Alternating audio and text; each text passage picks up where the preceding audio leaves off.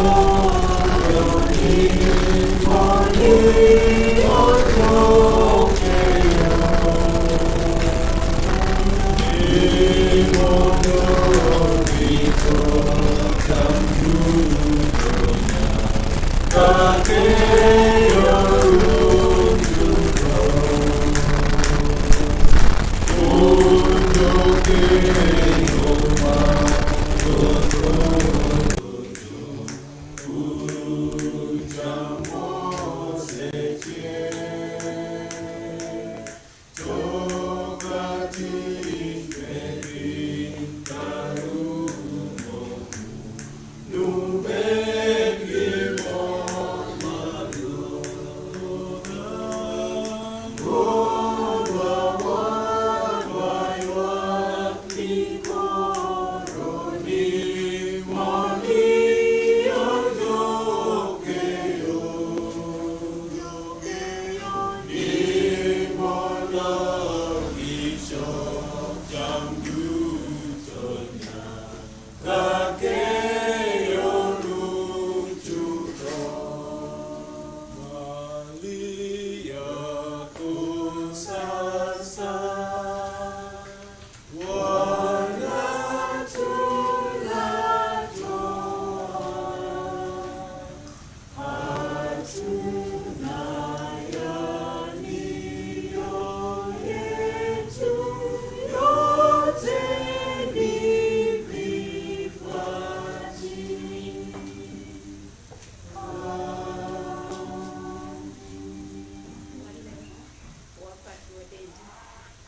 wating'i malo Jehova Nyasachwa nikech ber kod ng'uono. Iseyie wan nyithi ji adier mondo mi wayudre e hekalu mari kawuono.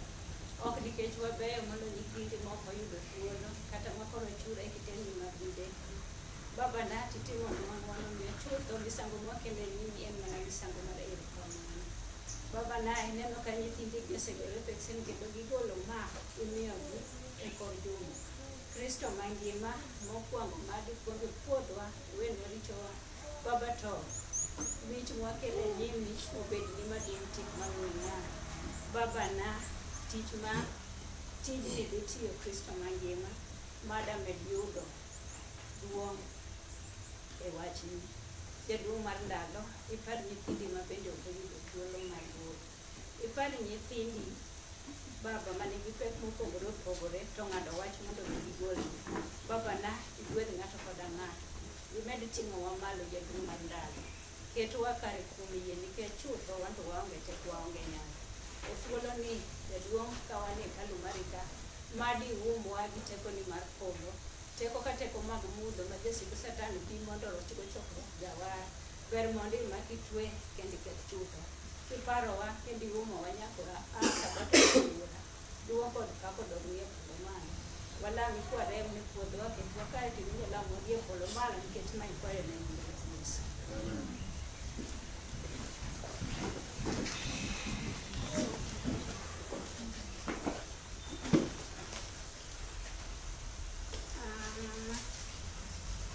Wadhi yudo somo e kitabu mar Luka chapter 15 from verse 21 to 24. Luka 15 from verse 21 to 24. Nitasoma kwa nakala yangu, ndio soma kwa yangu. Owacho niya, eka wuowino nowacho ni eka wuowino nowacho ni wuon niya, aseketho e nyim Nyasaye kendo e nyimi. Ok awinjora koro mondo iluonga ni wuodi.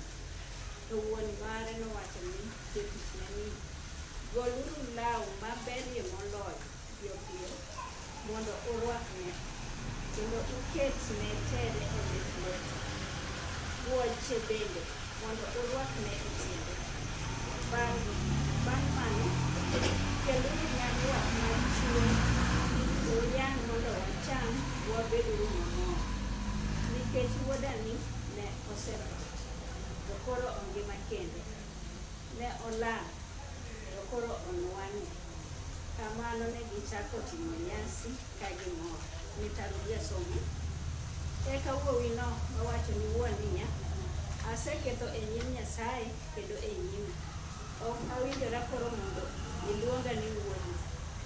To wuon mare nowacho ni jotichne ni, goluru law maberie moloyo piyo piyo mondo urwakne kendo uketne tere e lith lwete. Wuoche bende mondo urwakne e tiende. Bang' mano, keluru nyarwath machwe uyang' mondo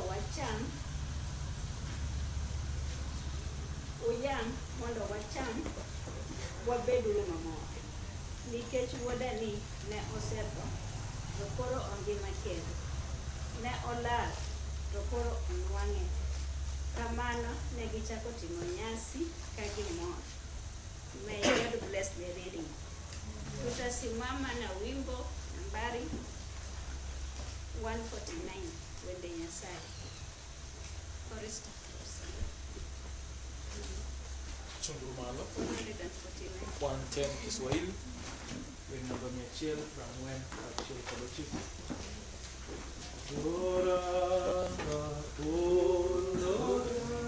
Owe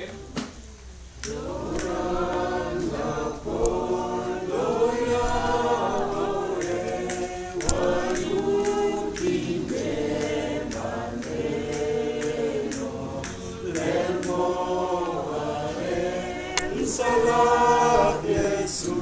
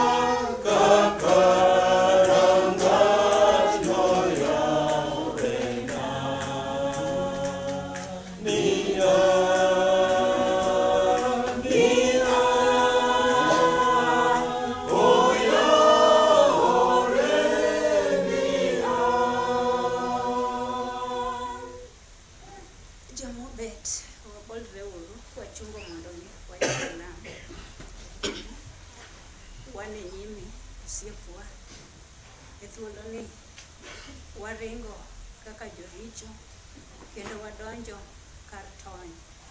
Babana kachutho e kar tony monego beni e seche makoro piny rachieni, onego beni ka ema wasiko waringo ka wabire, nikech chutho oko kachacha to onge kar tony. Babana neno ka nyithindegi ong'ado wach mondo mi gidonj e odi ka jaduong' mar ndalo wanie nyimi, yieya imak badwa e thuolo makoro to piny rachieni.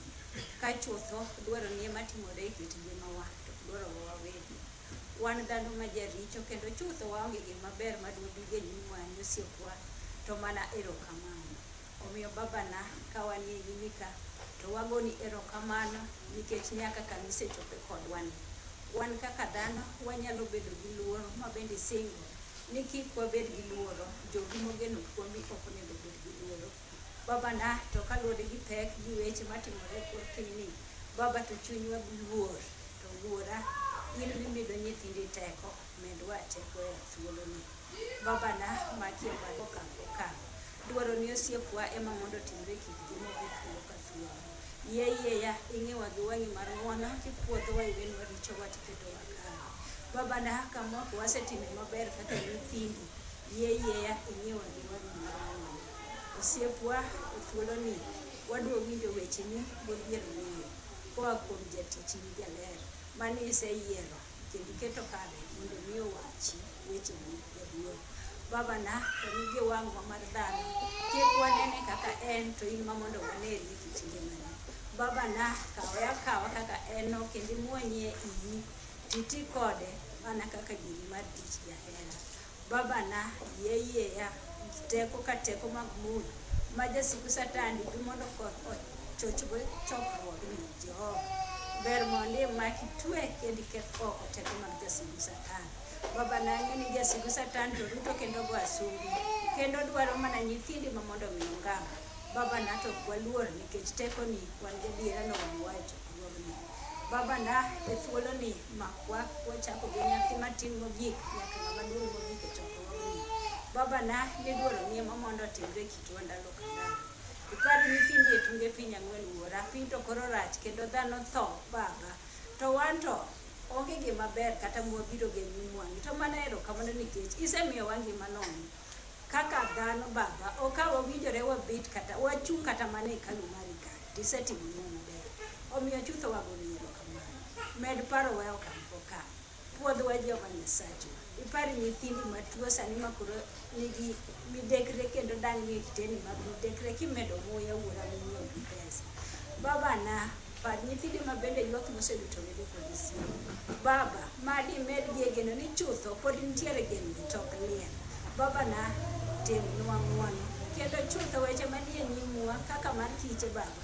Bende pod wawe manie lweti nikech mae to chop ruodhi kendo weche duto gin magi.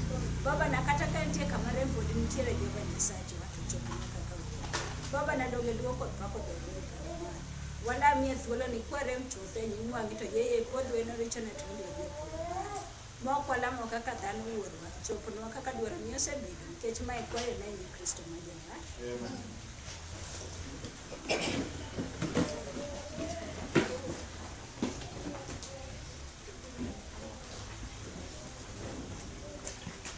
God is good all the time. Ni saa nzuri ambayo tunataka kusikia sauti ya Mwenyezi Mungu kupitia kwa ndugu wetu Boniface. Wangapi wanamkaribisha? Karibu sana.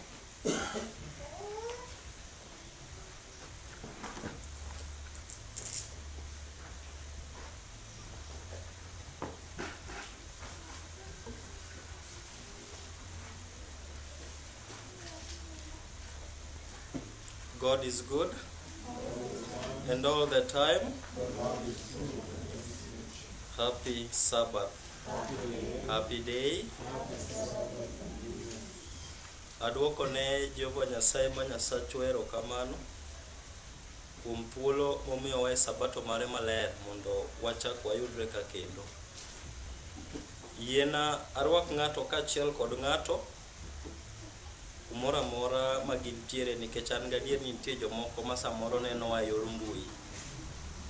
Jo Nyasaye lokruok biro to samoro biro e yo manok waparo. To kata kamano wach Jehova Nyasaye to biro siko manyaka chieng'. En to kwan olokre. Mano momiyo kata otek kako tekni to en adiera ni lemo to ok onego chung' kata lemo to ok onego wawe. Sabato mokalo noyudo adhi e chokruok machalo kod maendi. To kawuotho taromo gi jo Adventista ma sabato ka sabato samoro joyudre od Jehova Nyasaye. To darome gi mamiyo moro bende ka nyawadgi penje chiro ni to kawuono ni aneno kiting'a lot. Idhi mane chiro to kawuono en chieng' sabato. Penjo mana penjora e chunya ni to ng'ama penje penjo machalo kod ma be en ja sabato koso en to ken jadwen. En adiera makende ni kana temo chora machiegni ok ni monda penje to ni monda awinja gima dhi mbele. To en adiera ni ng'ama ne penjo wadgi ni to iting'a lot idhi uso en to ne ok ja sabato. To gimong'eyo en wach achiel ni ng'ama oting'a lot ni madhi uso to en ja sabato. Jalemo okang'o chopo adiera ma Jehova Nyasaye okelo akela atem matin e dierwa. To kata kamano oganda mang'eny nyalo lwar kapok tem maduong' ochopo. Nikech maendi to en gimoro matin manyisowa gima ntiere kata pek ma pod wadhi romo godo mbele. Mano emomiyo jo Nyasaye agombo ni mondo mi ka wayudore hekalu mar Jehova Nyasaye samoro amora to nego bedni wayudo thuolo mar lamo Jehova Nyasaye matek. Kane itime dichiel to nego bedni koro sani itime mokalo kanyo. Nikech chandruok oseneno adiera, tuo bende nitiere dierwa. To kata kamano nitiere moko ma samoro Jehova Nyasaye kende manyalo miyo wadwoko. Oneno ka chandruok oyudore piny mar Babylon. Jo Israel nie twech. To en adiera makende ni ruoth Nebukadneza kaachiel kod jotichne ging'ado wach moro ni Jehova Nyasaye ok onego bed ni lame pinyno ero. En adiera ni wach mane osewuok ni chakre odiochieng' mokwongo nyaka ndalo 30 ne ok onego bed ni lamo Nyasaye moro amora kopogore gi Nyasach mula gi dhahabu kod nyasiche mane lame pinyno ero. To wayude 6 wes mar 10 mar Daniel. Jatich Nyasaye Daniel nokawo thuolo makende e odiochieng' nokawo thuolo mondo mi olem didek kaluwore kod chandruok mane oseneno e piny mar Babylon. En adiera makende nyithi Nyasaye nie kinde ma wadake nieri ok wang'eyo kata Jehova Nyasaye nyalo tieko tichne kod tieng' ma wantiere ni. Koro nyaka wabed motang' ka walemo ok dichiel ok diriyo. Onego bed ni wasiko ka waniano ka walamo Jehova Nyasaye nikech piny to koro chal ka gima koro sane serumo. Kendo adiera ngima maber ok wane gima wantiere godo e piny kaendi. Agombo ni mondo adhi kodi e wes nikech sa to koro osedhi kendo an gadier ni nitiere jomoko manochodore chutho. Sa 12:30 noyudo jomoko e kanisa mar Jehova Nyasaye kaendi kendo ne gibiro mondo gilam Jehova Nyasaye. Waduoko nwero kamano nikech migawo machalo kod mano. En adiera jo Nyasaye nye sama piny koro chal ka gima koro berne ok nen kata ne jomoko adier, to nyaka wayude oganda moko kata matin manyalo chodore mondo chung' kod Jehova Nyasaye. Aduoko nwero kamano ne jok manodo thuolo mane obiro kaendi gokinyi mondo mi okonyre kod oganda Jehova Nyasaye lemo mondo mi wach matek man godo mbele wani endi obede yot e nyimwa. Walamo Jehova Nyasaye. Aduoko ni erokamano jaduong' mar ndalo nikech iber. Imiyo wa thuolo wan nyithi ji ajia, wan joricho mondo mi wachak wayudre mbeleni. Ruodha donge di miya wach madawach ne jogi. Tikoda mana kaka odundo Jehova Nyasachwa mondo wachni ochop kare. Loke chuny jogi jaduong' mar ndalo. Migie teko dichiel kendo e sama piny nieri to oseloko negi tokgi. Yawe wengegi Jehova Nyasachwa mondo mi ginen, migie it Jehova Nyasachwa mar winjo. Ichak ichwenegi e chuny manyien Jehova Nyasachwa mar kawo wechegi ka gitimo e kit ngimagi. An bende iloke chunya Jehova Nyasachwa mondo mi wechegi Jehova Nyasaye kik lok ng'ato, wan bende ochak koda Ruodha. Telno kwachako kodi nikech akwayo kasayo nying Yesu ma jawar. Amen. Aduoko ne Jehova Nyasaye ma Nyasachwa erokamano dichiel kendo kuom thuolo ni. Amor kod wes ma wasesomo wenda jo Nyasaye. Tagombo ni mondo mi ang'iewe wach moro matin ma wich ne wacho ni ng'uono maduong'. Kisungu luonge na amazing grace. Jo Nyasaye mondo mi ng'uono bedi nyaka bede ni nitiere ng'atno endo mi ng'uono ne. Mondo mi ng'uono bedi nyaka bede ni nitiere wachno endo bende mano sekethore. Jalemo mondo mi ng'uono bedi nyaka bede kod jalno endo ma jaketho. Mano ema kelo gimiluongo ni complete forgiveness kata grace. Mondo mi wayud gigiendi duto tienge 3 giendi nyaka bed kumoro achiel. Mane momiyo wayudo nadiera mondo mi wayudre sama chalo kod ma nyaka wafweny nyonge gima wasetimo maber to mana kuom ng'uono mar Jehova Nyasaye. Nyaka bed ni koro wangima nyaka kinde machalo kod maendi ni. En adiera ni en mana kuom ng'uono Jehova Nyasaye emomiyo pod wangima. Ang'o momiyo jalemo ini nyalo bedo ni yudori e thuolo machalo kod ma to ganda moko to samoro osenindo kendo gisekalo kaluwore kod tuo masani kendo koro kwako piny ngima. Oganda ywak, familia ywak, okoyiero nyithindo, okoyiero jomadongo. Okawo ng'ata moromo gode wang' yo. Anto ang'ama nade, to into in ng'ama nade, momiyo thuolo machalo kod maendi ni pod yudori kendo pod inyalo kwanori ka jahawi. En adiera nyithi Nyasaye, wakwanore ka jomotony sama chalo kod ma, nikech adiera watony. Jehova Nyasaye osekalo kodwa kendo oseyie mondo chako go kodwa okang' moro mana ka walame. To ka walame kende, ka walame kod adiera gi chunywa duto. Yesu Kristo oyudore e dala mar Judea. Oyudore mondo mi oland wach maber. Oyudore Judea mondo mi okel chang ne jogo endo moseyudore ka tuo. Oyudore kanyo endo mondo mi okel geno ne oganda ma samoro geno bende ne oselal negi. Oyudore kanyo adiera mondo okel chang ne jomoko ma samoro tuo mane gin go nosegologi kata mane biro lamo Jehova Nyasaye kalu. Wayudo ka jopuonjre Yesu penjo Yesu penjo moro achiel. Ni ang'o momiyo japuonj e kinde duto ka ipuonjo titiyo mana kod ngero? En adiera ni e thoth puonj mane Yesu Kristo puonjo ne oja thoro tiyo kod ngero. Ang'o momiyo Yesu tiyo kod ngero e weche duto kata sa mane opuonjo? Agombo ni mondo ng'ato konya e somo wach ni eri, kasto mondo wawinjre ane. 13 Mathayo, somna wes mar 10. Jopuonjre penjo ni tang'o ma omiyo itiyo kod ngero e seche duto ma ipuonjo. To Yesu nyisogi wach moro ni weche mawachonu gieri nitiere gimomiyo awacho gi ka gibedo kama, kata nitiere gimomiyo atiyo kod ngero. Kang'e ni ng'ato osechopo kanyo. Yesu nogie. Jopuonjre openje nang'o?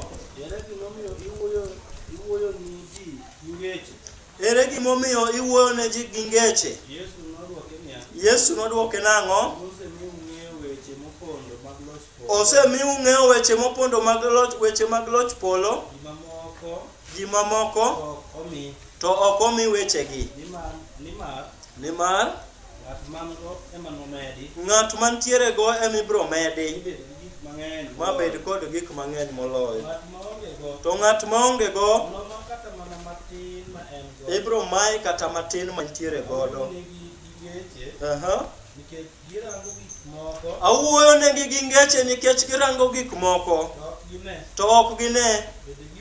Bende giwinjo wach to ok donjnegi.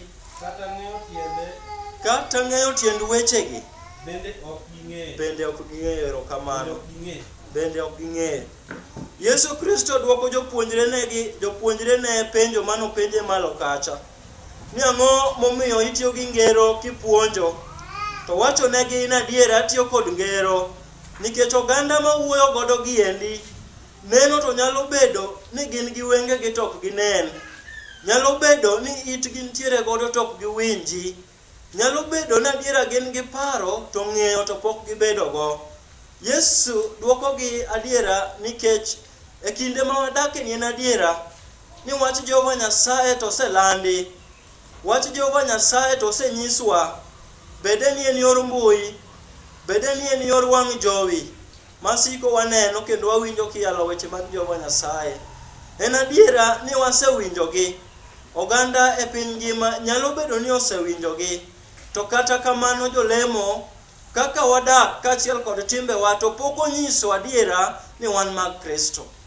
Mane momiyo jawar nobiro mondo mi ochako puonjre gi jopuonjrene kaachiel kod wan bende e weche mag ngero, mondo mi wafweny adiera ni nitiere weche mopondo maka wafwenyo to wabro ng'ado wach na adiera.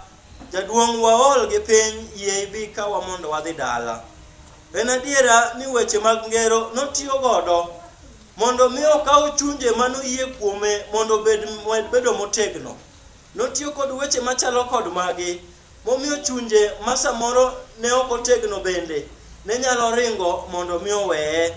To en adiera ni paro mane Yesu Kristo nigo ni kata obedo ni ji ne nyalo koso winjo wechegi, to kata obedo ni ji ne nyalo koso kawo wechegi mondo oket e chunygi, to en adiera ni ne dwaro mare makende noganda maluwe mondo mi oyude wach moro achiel kende mane nyalo ikogi mar dhi e piny wuod polo. Jalemo we achikra kodi e buk mar Luka 10:5. Yesu Kristo oyudore e boma manasewacho mar Judea. Oyudo tieng' mag oganda moko bende ochako yudre kanyo ero. To en adiera makende ni muma nyisowa kichako 15 e wes mare mar 1. Inyisowa ni oganda mane oyudore kuma ne jawar puonje ne gin josol osuru. Jasol osuru oyudore e chokruogno endo. Joricho bende oyudore e chokruogno endo. Muma wachonwa ni adiera oganda mane obiro mondo mi owinj wach ne ok gin oganda mabeyo. To kata kamano ne gichodore kendo ne gichiwo chunygi mondo mi giwinji puonj mane Yesu Kristo puonjo. Jomoko bende nochako yudore e chokruogno ero. Muma nyisowa e wes mar 2:15 mar Luka ni ne gin jo-Farisayo kaachiel kod jo-Scribes. En adiera ni nitiere tieng' mokwongo mar joricho kaachiel kod josol osuru. Tieng' mar 2 bende noting'o jo-Scribes kaachiel kod jo-Farisayo. En adiera ni tieng' ariyo giendi noyudore e chokruok mane Yesu Kristo nitiere. Paro mane ginyalo bedogo bende nopogore. Tiere jaricho mane obiro mondo mi owene richonegi, mondo mi owenegi richogi. Ne nitiere jogo bende manosefwenyo ni ok gin kare, to ne gifwenyo yo manonego bed ni giluwo mondo mi gibed joma kare. E tieng' mar 2 bende ne nitiere jogo endo mane ong'eyo weche mag Jehova Nyasaye kata ne ging'eyo chike. Kata kamano paro mane gin go ni mondo mi gilu Yesu, mondo mi gimany yo ma ginyalo twe godo mondo mi gindhoge. Omiyo e sa mane kikunde ariyo gi oromo, penjo ne owuok e diergi. Kendo penjo mane gipenjo Yesu ne en penjo achiel. Gimoro kata kibaji ne goyo chunygi ni jalni be en jal ma Jehova Nyasaye ora adier. To ka ber ni en nabi mar Jehova Nyasaye, ang'o momiyo oriwore kod joricho kaachiel kod josol osuru? Be ong'eyo ni joricho ok onego bed ni otimre nade? Joricho ok onego bed ni oromogo. Jalemo an gadiere e chunya kawuono ni e ngima ma wadago kaendi, samoro wanyalo bedo ni wayudore e kikundi ariyo gi eki. Nyalo bedo ni wayudore e kikundi mar joricho mobiro mondo mi omany tong wang' Jehova Nyasaye. Oganda go eko bende nyalo yudore e hekalu mar Jehova Nyasaye kawuono. Wantiere go oganda moko bende e hekalu mar Jehova Nyasaye ka, ma samoro dwaro margi maduong' en mondo mi gimany makosa ma samoro ng'ato nosetimo. Mano be nyalo bedo ni oganda no be nitiere e kindwa ka. To en adiera makende ni Yesu miyogi dwoko kaluwore kod ngero 3 ma otiyo godo e chapter mar 15. Mano ema gombo ni mondo aluwe kodi matin, kasto wago kodi jalemo. Yesu Kristo kasesomo pachgi to nyisogi ngero moro mondo mi gibede gi paro moro kendo malew manyalo kelogi machiegni kod dala. Mondo gibede gi paro kendo ni onge ng'ata ng'ata ma Jehova Nyasaye okwede kit ngimane. Onge ng'ata ng'ata ma Jehova Nyasaye osekawo kaka jaricho. To en owuon obiro mondo mi joricho go duto ochako yudre e kul mare. Wes mar 4 Yesu Kristo chako kod ngero mokwongo. Owacho ne gin adiera ne nitiere jal moro mane jakwath. Jakwath ne nigi rombe 100. Romba achiel noyudo lal e thim. Jakwath noyudo oweyo rombe 99 mondo mi oringi odhi omany romba achiel. En adiera makende ni samoro ka wang'iyo ngero ni endi, to wanyalo penjore nang'o momiyo ng'ato nyalo wayo mang'eny ka odhi manyo matin. Jalemo nyalo bedo ni wanyalo bedo kod mang'eny, to mang'eny go samoro ok nyal kelo mondo mi gibed gi duto. Nitiere wanyalo bedo gi moromo, to nyalo bedo ni moromo go eko ok oromo chutho. Mane momiyo kata obedo ni ne en gi 100 to noko yie mondo 100 kuom gi olal. Mano e paro mane Yesu Kristo ni godo. Ni en adiera ni ng'ata ng'ata manitiere piny, ng'ata ng'ata mantiere kumora mora, mondo mi kik lal oyud ngima mochwere. Mane momiyo Jehova Nyasaye owuon oro wuode mondo mi obi e piny mopong' kod richo, piny mopong' kod anjao, piny mopong' kod gik moko duto ma ok ni kare, mondo mi okaw piny oket achiel, mondo mi piny owinj duonde, ni mondo mi in kaachiel kod an wayud resruok kokalo kuom wuode. En adiera makende ni Yesu Kristo owuon obiro mondo mi omany jaricho. Mane momiyo nitiere gima mora e Wes ne mar 7:15 wacho ni, I say to you that likewise there will be more joy in heaven over one sinner who repents than 99 just persons who need no repentance.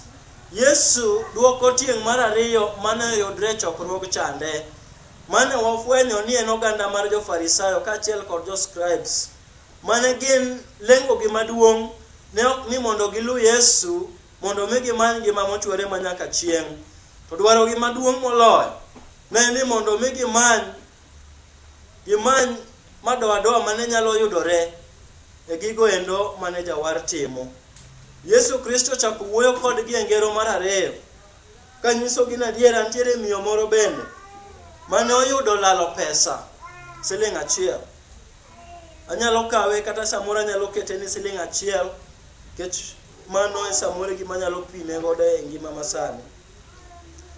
Pesa to ne en go, kata kamano siling' kende manolal. Okawo thuolone makende mondo mi omany gima nolal chande gi toch, kendo okawo nyaka ywech bende mondo mi omanyego nikech samoro notin. Jalemo ka wang'iyo bidii mane mama ni endi oketo mondo mi omany mana siling' 1 kende, kata odoko ni nonyalo bedo ni en kod pesa mang'eny. Wach kendo machak wuok anyadiera en mana wach mar ng'atno endo mofwenyo ni adiera en jaricho kendo odwaro mondo mi owene richone, nyaka obed e position mar kwayo ng'uono, puodhruok mondo mi obed kare, mondo mi ochako omany wang' Yesu jawar. Mano endo e paro kendo ma ochako biro. Wach mar adek mane kelona thuon wach en ngero mar adek ma Yesu otiyo godo. Yesu otiyo kod ngero mar jal mane nitiere kod nyithindo 2. Nyithindo 2 gi eki manyisowa ni achiel machogo ne okawo thuolo makende mondo dhi ir wuongi. Ka osedhi ir wuongi to kwayo wuongi gimoro achiel. Onyiso wuongi ni baba, en adiera makende ni wantiere kod mwandu. En adiera makende ni isetimona maber. En adiera makende ni mwandu gi eki ni loso mondo mi okony ngimawa. Baba kwayo gimoro achiel kende, yie miya makor kakora mondo mi amany kaka nyalo loso godo mara. Jalemo manyisowa ni kijana matin ong'iyo mwandu ma gin godo, to wacho na adiera mwandu duto to mag wuongi, to gima en godo e chunye mong'eyo ni nyathi ka nyathi nyaka wuongi mi pok mare. Mane momiyo okawo thuolone mondo dhi ir wuongi mondo mi okwa mwandu mane samoro nyalo bedo ni ondike wiye. Jalemo okawo thuolo makende mowuoyo kod babagi. Babagi bende oyie kod wachno ero. Oluongo jotichne kaachiel kod jok mamoko. Owachonegi ni iknegi gigo eko mabecho ma onyalo dwaro. Mwandu bende adwa napogne e kiwango maber ma samoro nyalo bedo ni rome kumodhieno ero.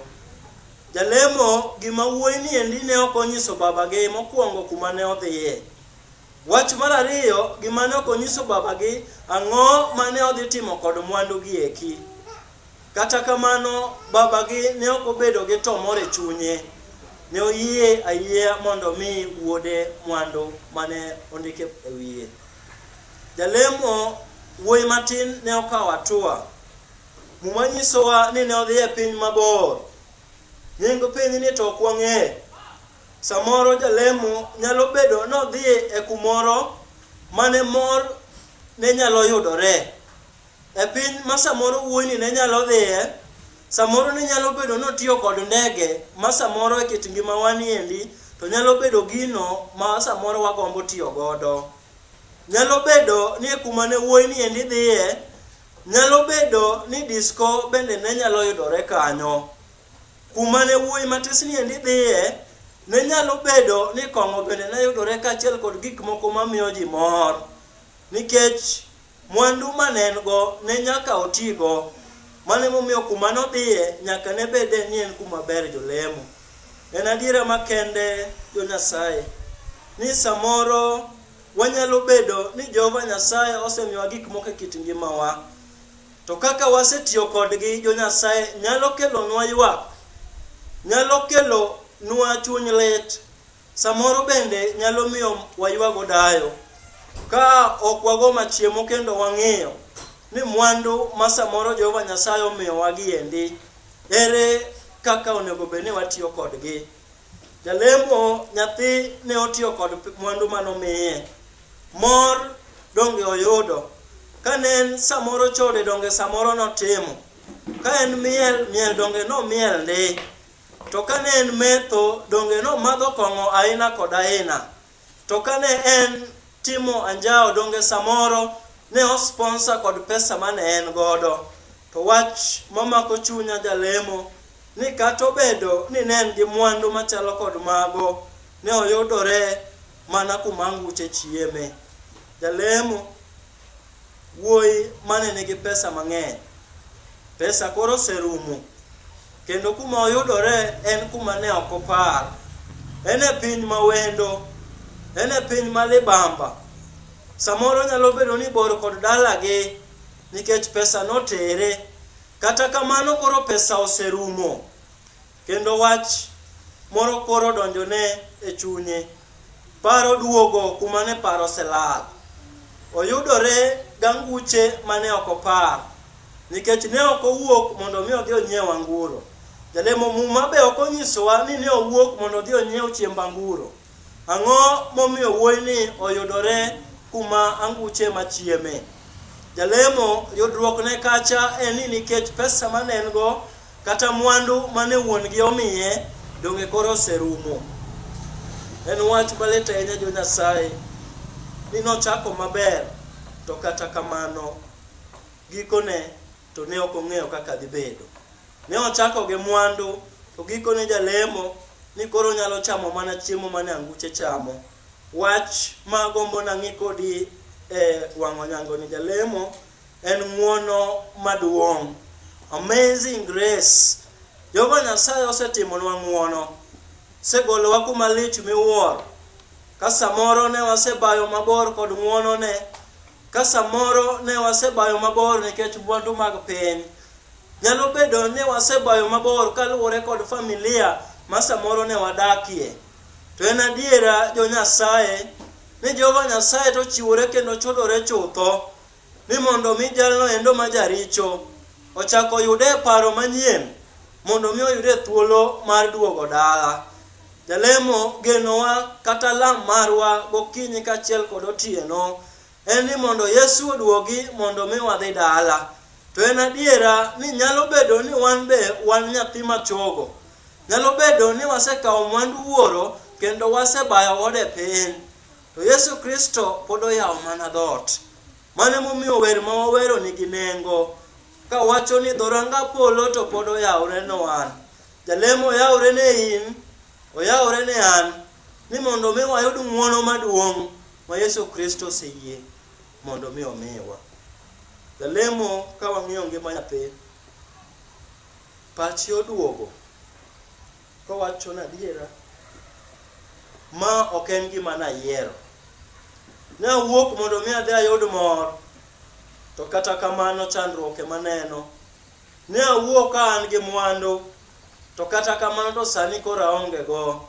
Donge en adier ni wuora to ne gi mwandu, to ere kaka dadogi? Paro ma chandu wuoyi matin e od anguche kacha, en ere kaka dodog dala? jalemo mawinja, be mano paro ma samoro nyalo bedo e chunywa dier.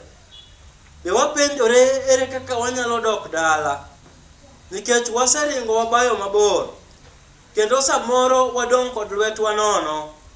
To ere kaka de wadog dala? Wuoyi matin ong'ade chunye mondo mi odog dala, kendo mondo mi okwa wuon gi msama. En adiera makende jolemo ni step mane okawo no endo ne nyalo bedo step marach ne owadgi maduong'. Atua mane okawo no ero jolemo ne samoro ok nyal ne bedo maber ne oganda ma samoro ne nitiere ka wuon gi miye mwandu. Atua mane okawo mondo mi oduog dala ne samoro ne ok nyal bedo maber ne min gi ka ne min gi nitie, nikech en adiera makende ni nohere gi hera mogundho. En adiera makende ni ne omiye gik moko duto. En adiera makende ni onge gima ne onyalo kwayo ma wuon gi ne nyalo tuone. To kata kamano en nodwaro mondo mi odhi godo mabor, emomiyo ne opogne.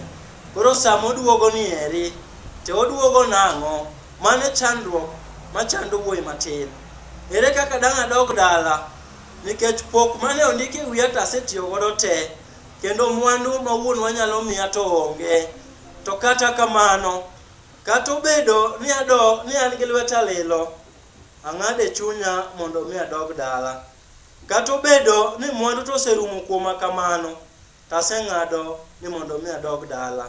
Jalemo, wach maduong' ma mora gi wuoyi matin en ng'ado wach. Jalemo, kawuono nyaka wang'ad wach e chunywa. Nyaka wang'ad wach ni wadwa tiyo ne Jehova Nyasaye koso ok wadwar. Nyaka wang'ad wach e chunywa ni wadwa lamo Jehova Nyasaye mar adiera koso ok wadwar. Nyaka wang'ad wach e chunywa ni wadwa wuotho kod Jehova Nyasaye koso wadwa mana bete ubagabaga ka wamino wach kendo ka wajonyo tok. Jalemo, ene sama kende ma piny koro bet kaka bet kodwa ni eri. Piny ochung' chungo ma kata thuolo mar lamo Jehova Nyasaye ok en kaka chon. Oganda penjore ni en kinde mane yawe kanisa.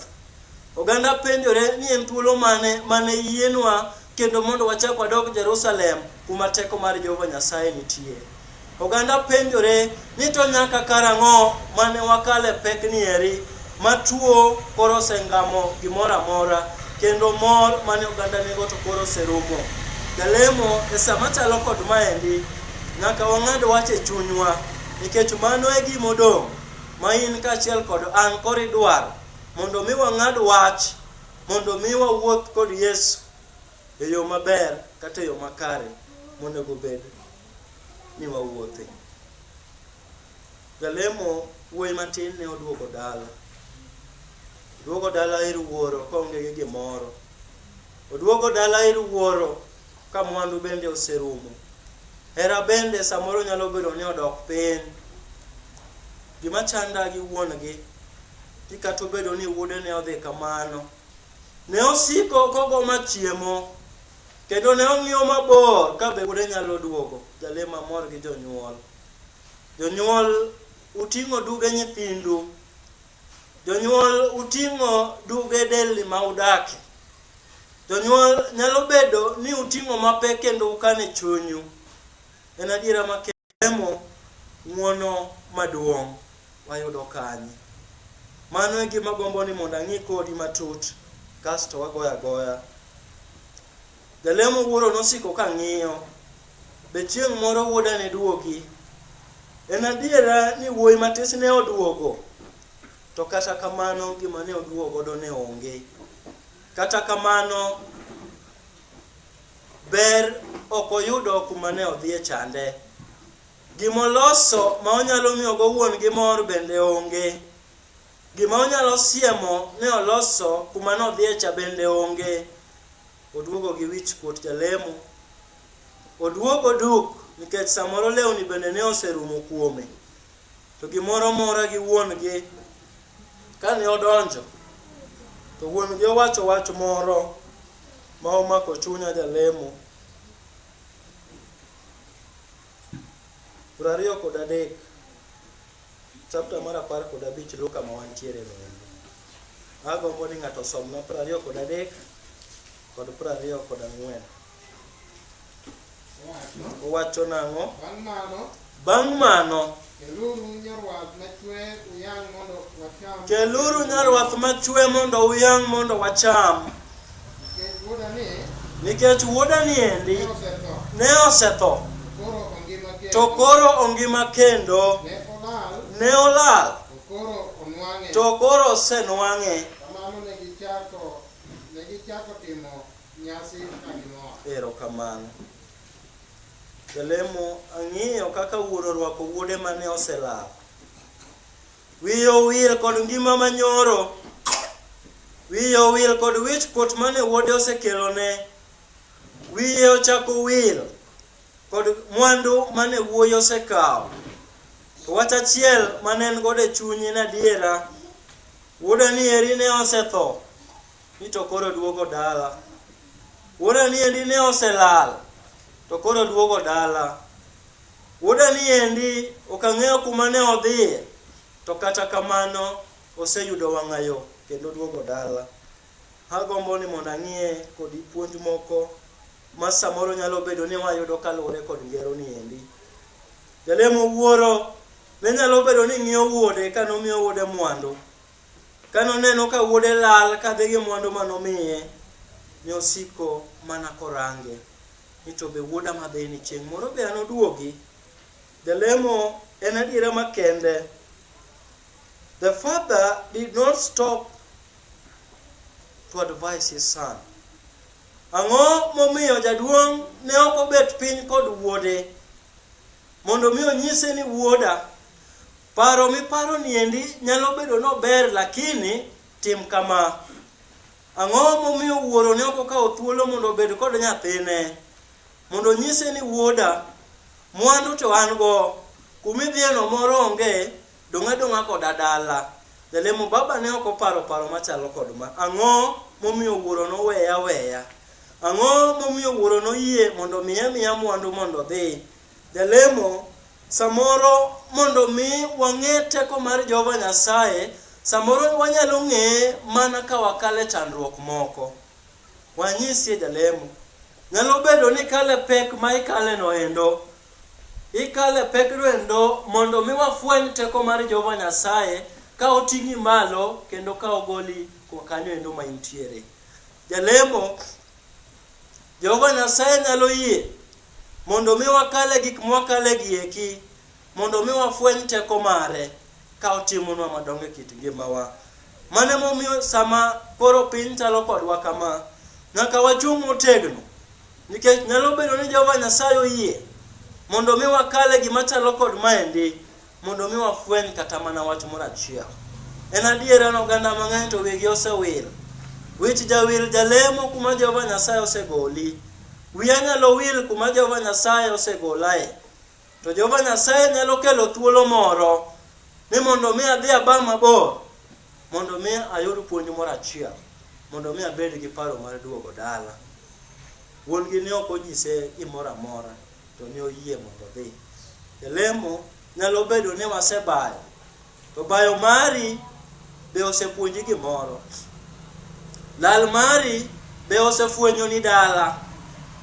Ketho mari be osefwenyo ni adiera idwaro ng'uono, to be isekawo thuolo mondo mi imany ng'uono no ero. Mano endo en puonj mokwongo jalemo ma ayudo kaluwore kod ngero mane Yesu Kristo ogolo no ero. En adiera makende ni wuoro ne osiko ka ng'iyo wuode. Ne osiko ka ong'iyo kuma wuode ne wuoke, jalemo.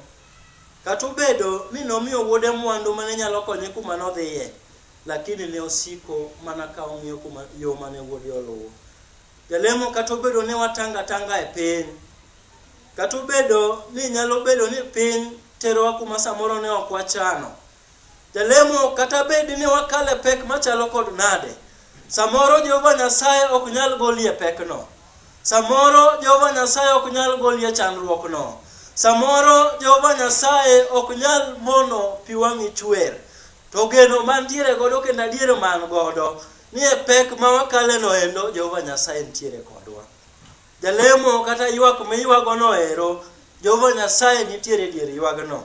Jalemo nyalo bedo ni kata mana pek mikaleno Jehova Nyasaye nitiere diere kanyo. Mane momiyo nyaka wanian kod Nyasaye. En owuon osiko kong'iyowa nikech wan meke kendo walitne ka walal. Jalemo be litni ka jal moro lal kata samoro kumidaki. Be litni ka watni moro samoro lal kumoro amora ma intiere. 66:18 mar Zaburi.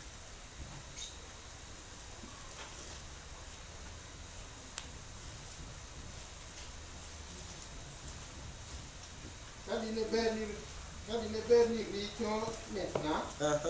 Ruoth Nyasaye dine ok owinja. Kizungu wacho wach mora kene ng'ama nigi kizungu.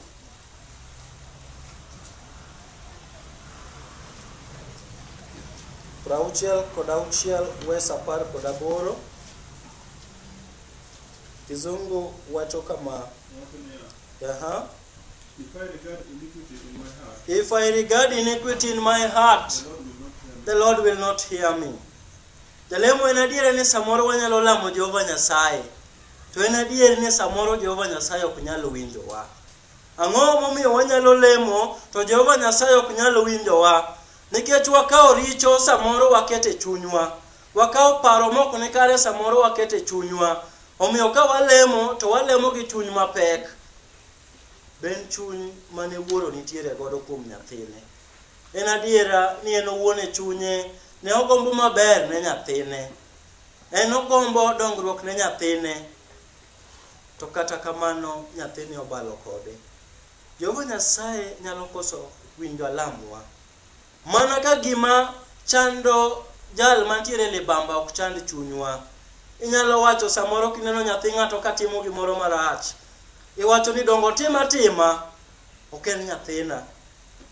Donge ogola ich ok en nyara. Donge obaya kucho chonde an ok en nyara. Bora ni ok en nyara ok otimre dalana. Timre atima. Jalemo nyalo bedo ni wase entertain kata mana richo. Wakao gi ma wakete chunywa. Kendo gibedo gik manyalo bedo ni gin gik moko manomol kuomwa. Jehova Nyasaye ok dwar wach machalo kod mano. Mane momiyo wacho ni wechegi ka wakao mapod ni e chunywa. Chunywa kapok odong' thuolo. Jalemo to kata walema wago kathira to ok odhi winjowa. Odagi ni kapod chunywa pong' kod gik moko to ok odhi yie wijalamwa. Chunyno ero no ok obedo kuom wuoro. Kech wuoro ne oyie ni kata wuode ne oselal kamano. Ne oyie kendo mondo mi ochako rwake dala. Jalemo chunywa nyaka bede chuny ma Jehova Nyasaye oyie godo. Wan bende be inyalo kwanwa kaka nokwan Daudi. Be Jehova Nyasaye nyalo wacho ni chuny ja Amazing Grace moro chal kod mara. Be Jehova Nyasaye nyalo wacho na adiera timane timo no ero. Itimo gimana wuono nego bed na timone. Jalemo ka chunywa ok obedo thuolo to samoro Jehova Nyasaye ok nyal winjo lamo. Wach mar 4 en ni we must be conscious of our environment. Nyaka wang'e kuma wantiere. Jalemo in ng'at manade ma gimoro amora idwano yudie. Ka en kuoth to ja Amazing Grace nitie. Ka en weche mag anjao to in bende yudi. Ka en weche mag lielo wich to in be lielo style ma in iwuone ming'e. Kichope kinyozi tiwacho ni madwaro onge ka. Ilielo samoro gima onge kinyozi. Jalemo ka en fashion to samoro itwang'e adiera midwa chano kode wuoth. Kachimbe kore dwaro ni mondo mi oneni. Jalemo e kinde ma wantiere ni, we must be conscious of our environment and we must hide ourselves. Nyaka wapond ne piny jalemo mondo mi kik wadonje e moche mag piny mondo lal kodwa. Jalemo kaka piny dwaro ok onego bed ni wan bende yudowa kanyo. Gik ma piny timo ok onego bed ni wan bende watimo. To paro monego bed kuomwa en paro achiel. Ni gigo duto ma watimo onego bed ni chalo kod timbe mane Yesu Kristo timo. be waluwo timbe mane jawaro timo adiera. Because we have exposed ourselves to the environment to an extent mar pogo jalemo kaachiel kod piny sani tek. Kaka japiny lielo wiye, kaka jalemo bende lielo wiye. Kaka japiny chiemo, kaka jalemo bende chiemo. Kaka japiny lielo wiye, kaka jalemo bende lielo wiye. Gik ma japiny wacho, kaka jalemo bende wacho. Jalemo, you must hide yourself by being conscious of our environment. Mondo mi waikre ne biro mar ariyo mar Jehova Nyasaye. Kapok watimo mano, to samoro ok wanyal chopo dala.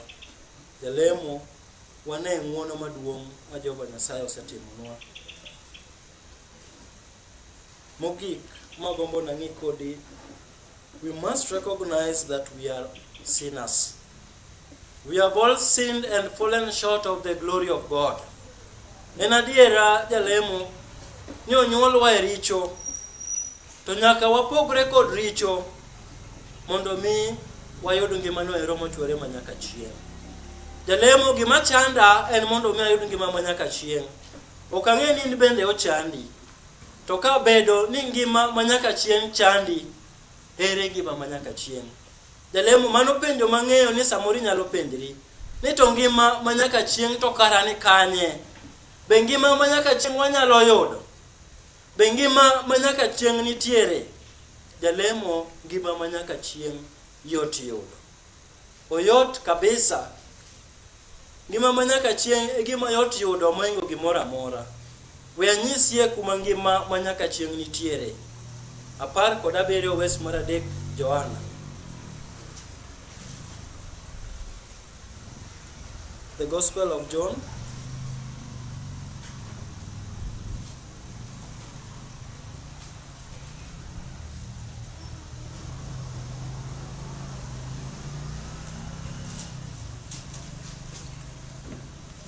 Wacho ni ka ng'ato ong'eyi, in Nyasaye ma achiel kende. Ka ng'ato ong'eyi in Nyasaye achiel kende. Kendo ong'eyo jal mane ioro. Kendo ong'eyo jal mane ioro. Ma en Ma en Yesu Yesu Kristo. Kristo. To en gi ngima manyaka To en gi ngima manyaka chieng'. Jalemo, winje kaka yudo ngima manyaka chieng' yot. En mana weche ariyo kende. Ng'eyo Jehova Nyasaye ma jachwech polo koda piny, kaachiel kod wuode ma Yesu Kristo manooro. Ka waseng'eyo weche ariyo giendi, to en adiera ni ngima manyaka chieng' waseyudo. Jalemo, be wadhi chopo e thuolo mar yudo ngima manyaka chieng'? Be wanyalo fwenyo ne kata oganda moko kuma ngima manyaka chieng' yudore? Oyot miwuoro, to samoro nyalo bedo ni osetamowa nikech ngimawa ok en ngima manyiso ngima mana Yesu odago. Jalemo, en wach matek kawuono ni wuoro osechiwore mondo mi in kaachiel kod an mane oseluwar e richo, mondo mi wachak wayud ngima mochwere manyaka chieng'. Oyie mondo mi wuode achiel kende obi okaw kido mar dhano kendo odag kodwa kaka in kaachiel kod an odag, mondo mi onyiswa ngima ma onego bed ni wadago. To en adiera jalemo ni samoro wasebayo, waselal kaka wuoyi matin, waseringo kendo waseweyo wuoro. Samoro kata ber ma en godo pok waneno. Jalemo, nyaka koro wafweny sani ni nyaka watim yiero mar dok dala, nikech kanyo endo e kama ber. En ng'wono maduong' manade ma Jehova Nyasaye omiyi in kaachiel kod an, mondo mi wabed gi geno mar ngima mochwere. Ka wang'eyo weche ariyo kende, ni ka ng'eyo Nyasaye wuoro kaachiel kod wuode, ni to an kod ngima mochwere. Karang'o ma wamanye wang' piny? Ang'o ma wamanye wang' piny ni jalemo manyalo mono wayudo ngima mochwere? Muma to nyisowa maler yo masimpo ma wanyalo yudogo ngima mochwere mana ka wang'eyo weche ariyo. Yien atiek kodi 5 wes 21 Jo-Korintho mar 2. 2 Corinthians chapter 5 verse 21. Gima duong' ma wang'iyo kodi jalemo en ng'uono maduong' ma Wuoro osetimonwa. Ng'uono maduong' ma Jehova Nyasaye osetimo e kit ngimawa. Be wanyalo fwenyo ni wadak nikech ng'uono? Be wanyalo fwenyo ni wangima nikech ng'uono? Be wanyalo fwenyo ni wantie kaka wantiere ni mana nikech ng'uono? To ok kuom tim maber, ok kuom tim makare, ok kuom mwandu ma wan go, ok kuom lemo ma walemo go, ok kuom niano ma waniano go kuom Kristo. To wantiere jalemo kendo wan gi geno mar chamo gikeni mana nikech ng'uono mar Jehova Nyasaye. Wadhi dala mana nikech ng'uono. Wadhi yudo ngima mochwere manyaka chieng' mana ni kuom ng'uono. Be wasechopo kanyo? Kristo ne onge gi richo kata matin. Kristo ne onge gi richo kata matin. Nyasaye notime richo nikech wan. To Nyasaye ne otime richo nikech wan. To kuom en wabed joma kare kaka Nyasaye. De wabed joma kare mana kaka Nyasaye. Jalemo Yesu Kristo ywak kendo ywak koduol maduong'. Kowacho na diera osetho ne wan. Olokore richo kata nobedo ni onge richo kamano. Oyie mondo mi oyanye. Oyie mondo mi ochwade. Oyie mondo mi olonye duk jalemo. Mondo mi oting' richo ni kaachiel kod mara. Ni mondo in kaachiel kod an wabed thuolo. Jalemo, be waneno ng'uono maduong' ma Jehova Nyasaye osetimo kit ngima. Be wanyalo dok chien. Be wanyalo bet piny ma wane kuma Jehova Nyasaye osegolowae. Ka wafwenyo wachni adiera, to wabiro manyo Jehova Nyasaye gi chunywa duto. Ka wafwenyo wechegi, to wabiro ng'eyo na adiera Jehova Nyasaye onego bed ni watiyone, onego bed ni walame sabato ka sabato kata obedo ni kanisa ni olor. Kanisa nyalo bedo ni olor. Thuolo nyalo bedo ni samoro itisgo, to weche mag lemo, jalemo ti ok olor. Thuolo moro amora miyudo nyaka walam Jehova Nyasaye. Thuolo moro amora ma in go kaw mondo mi lam Jehova Nyasaye. Nikech en ng'uono maduong' ma otimoni mondo mi omiyi gino endo ma samoro jal machielo to koro onge godo. We atiek kodi jalemo. Jawer moro ne osiko kawer adiera. Umbe ne oselandore kendo ji ne osiko kamor kod thumbe mane owero. Jalemo ka e piny masani to samoro wanyalo luonge gi kizungu ni superstar. Ne ojalemo, ne ojawer, kendo giko mar wer moro amora ka ne ower to ne nyaka otiek kod lemo. Jalemo e sasaya mane jalni endi wer, oganda mang'eny ne siko kamiel kendo ne nyalo wito kata mana pesa. Ne nyalo timo gimoro amora nikech ne imiyo chunygi mor. Dendgi bende ne yudo mor. Metho be samoro ne gimetho. Emomiyo mor mane gin go ne samoro nyalo miyo jal mane wernegi endo, ne wernegi no endo ne yud nengo. Kaluwore kod samoro title mane osemiye ni superstar. Jalemo jalno ero ka ne wer, ka ne otieko e kinde duto, ne otieko kod Zaburi 23. Ka ne osetieko wende nego endo te, ne ojayudo thuolo mar recite kata wero Zaburi 23. En adiera ni samoro amora mane jawero kawo thuolo mondo mi ower Zaburi 23, ji ne chikore malo, oganda ne mor, kendo jomoko bende ne wito kuome pesa. Jalemo we anyisie ni Zaburi manowero no endo, jomoko bende ne okawe kaka miel kendo ne gimielo gigo eko mane owacho kaluwore kod beats mane oketo. Kane ochako to wacho ni the Lord is my shepherd, I shall not want. Kane ochako wacho wechegi jalemo, en adiera ni mor mogundho ne mako chuny jomiel.